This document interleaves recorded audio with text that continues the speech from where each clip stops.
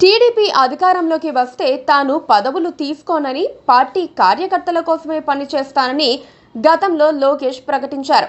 ఇప్పుడు తిరుగులేని మెజారిటీతో అధికారంలోకి వచ్చిన తర్వాత తెలుగుదేశం పార్టీకి సొంత పార్టీ కార్యకర్తల నుంచే షాకులు తగులుతున్నాయి.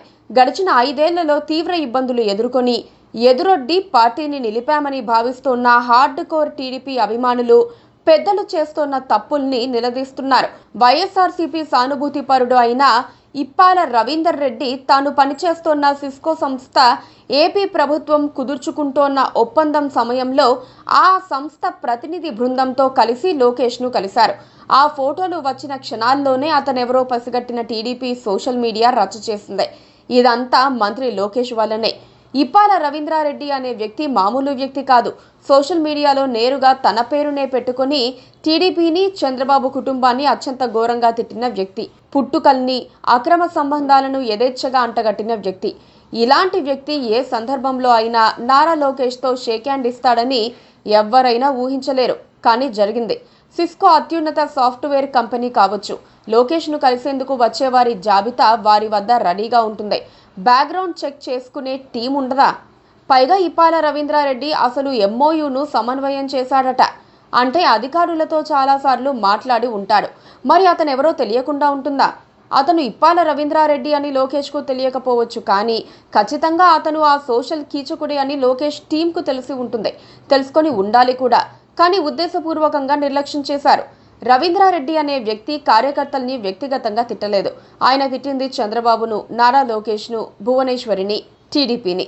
అందుకే టీడీపీ కార్యకర్తలు అతని నీడను కూడా ఏమాత్రం సహించారు. ఈ విషయంలో తప్పు జరిగింది లోకేష్ టీం వైపు నుంచి. 1 కాదు 2 కాదు, పదే ఇలాంటి తప్పులు జరుగుతున్నాయి. కార్యకర్తల్ని ఆవేదనకు గురి చేస్తున్నారు. సోషల్ మీడియాలో రవీంద్రారెడ్డి నేరుగా లోకేష్ను కలవటంపై ప్రశ్నించడాన్ని టీడీపీకి నష్టం చేస్తున్నారని కొంతమంది ఎదురుదాడి చేస్తున్నారు. ప్రభుత్వం వచ్చిన 3 నెలల నుంచే తెలుగుదేశంలో అసంతృప్తి స్వరం మొదలైంది.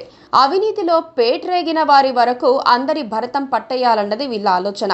తెలుగుదేశం పార్టీ అవసరాలను కూటమి ప్రభుత్వం పట్టించుకోవటం లేదని అంటున్నారు. వైసీపీకి అనుకూలంగా ఉన్న సంస్థలకే కాంట్రాక్టులు, టీడీపీ వాళ్ళని వేధించిన పోలీసులకు మంచి పోస్టింగ్లు, ఇవన్నీ టీడీపీ కార్యకర్తల కోపాన్ని మరింత పెంచాయి. జీవిరెడ్డి ఎపిసోడ్లో అది పీక్స్కు వెళ్ళింది.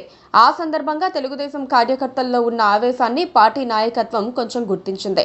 మళ్లీ పుంగనూరులో కార్యకర్త రామకృష్ణ మరణం, రవీందర్ రెడ్డి అంశాలతో వాళ్ళు పార్టీని నిలదీస్తూనే ఉన్నారు. నారా లోకేష్ గతంలో పార్టీ గెలిస్తే పదవులేమీ తీసుకోనని, పూర్తి స్థాయిలో పార్టీ కోసమే, కార్యకర్తల కోసమే పని చేస్తానని ప్రకటించారు.